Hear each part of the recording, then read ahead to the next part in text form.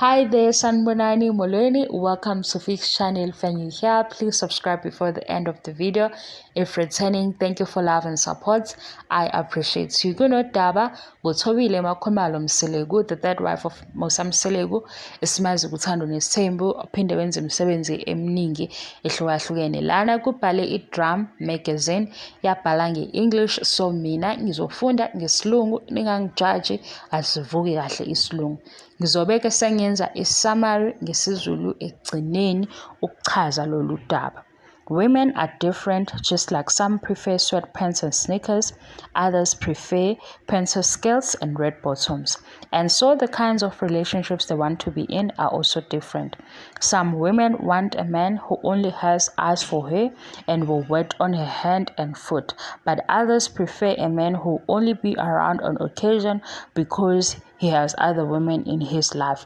Drum chest to Thobile Mseleku, also known as Makhumalo, who was married to polygamist Musa Mseleku. She is the third of 4 wives, and she says if she could have a do-over in life, she would still choose to be in a polygamous marriage with the same men and same sister wives. Wow.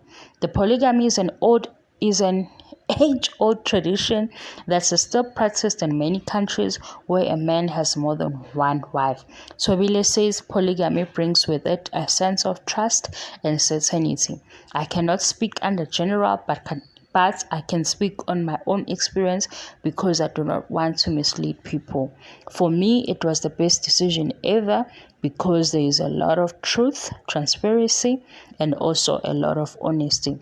I think a lot of men do things and hide them from their partners because they are not free and not allowed to speak the truth about the relationships they are in, of which it can seem as though it is abuse and can play a big role in gender-based violence, where people see their partners being with someone else as abuse and cannot live in harmony and peace because of that reason.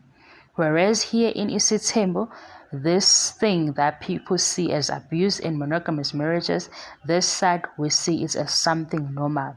Therefore, the biggest thing that could seem as abusive is normal, and so the head is limited. So I would say it is better in that way, she says. Speaking frankly, Thobile says there are a lot of lies in monogamous marriages, but in a polygamous marriage, you know when your husband is not at your house, he's with one of the other wives. In monogamous marriages, many times things are swept under the carpet and they are not spoken of because they are seen as abuse, if I may put it that way. Where you will find that your husband has another partner in their life, another person that they love, but he's not open enough to talk to you about that because he will be seen as being untrustworthy to his partner.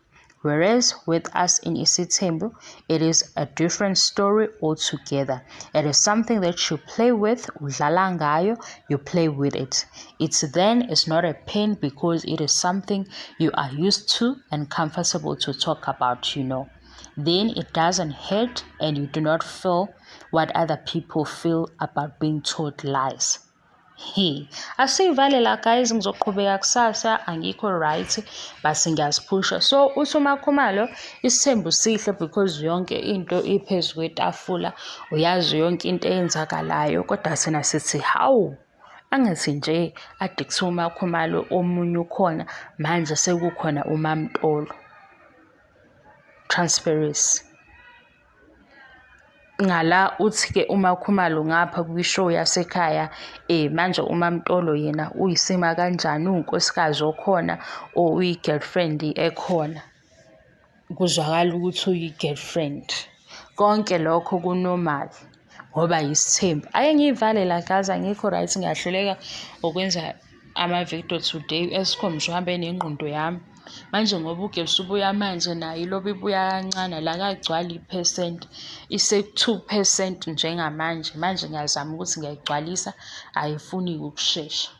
So uMakhumalo uthi kunokuthula ngapha ngoba yonke into iyaziwa, amahlazo athathwa njengomdlalo, umjolo kamyeni nawo uphenduka ube umdlalo, ayikho into ebanga i-stress. Mina bengithi akaphuthunyiswe kwenye indawana ethile. Le doseji yento abayidlayo yena ngathi bamnika eningi kakhulu, ngoba phela manje awukwazi ukuthi amahlazo azoba umdlalo. Impilo yakho lapho izoba sengcupheni. Abanye osithi la bayathakatha, abanye sithi siy'fakele ogogo umaweni sidlala, umuntu umuze sethi ngicela inamba kagogo, singabe sazi-ke thina ukuthi ufuna isichitho yini noma ufuna idliso. Ngoba phela siyazifaka ividiyo kagogo uSkhotheni kagogo umaweni nogogo uSkhotheni besho ukuthi mina ngiyadlisa, omunye esho ukuthi mina ngiyashaya ngesichitho. Uzwe umuntu ethi, ha, ake ningisizeni please ngicela inamba kagogo. Sithi, ha, ufuna simphelezele lo yokwenza izinto zakhe, akahambe oyifunela yena inamba kagogo umaweni ku-Instagram ayitholele, ngoba thina besidlulisa ukuthi uthini ugogo umaweni. So siyayibuka-ke naleyo nto ukuthi shuthi ngapha kwesithembu bona bayazi ukuthi hhayi, abantu abazongena nabazophuma uhlobo luni labantu.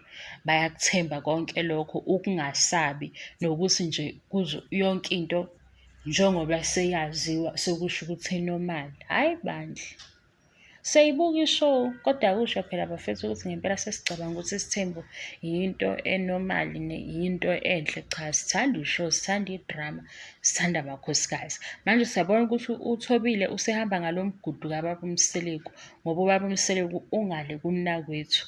Umnakwethu uthi khona isithembu si-fashionable ngoba siyisintu. Mase siyalandela-ke naye-ke ukwenza kwakhe isithembu sithole ukuthi hhayi, sintu no, dololo sintu.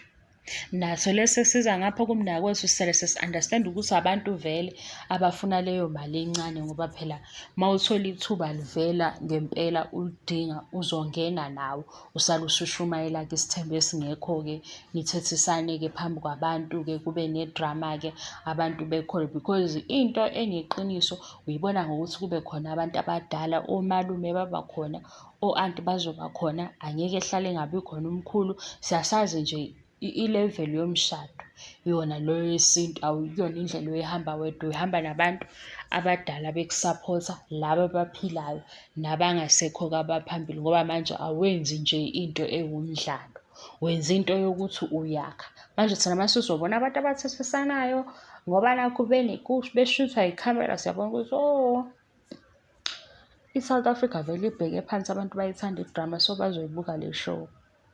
Kodwa-ke kube nalowo-ke useyobona ukuthi hhayi cha bandla ngeke, ayikho-ke. Into efana naleyo, eyi angikho right Nkosi yami, yabo u-Eskom uthathe iy'ngqondo zethu. Ayi mina angazi futhi kulo nyaka uzophela siphilile kahle, hhayi lo nyaka uzophela singekho right.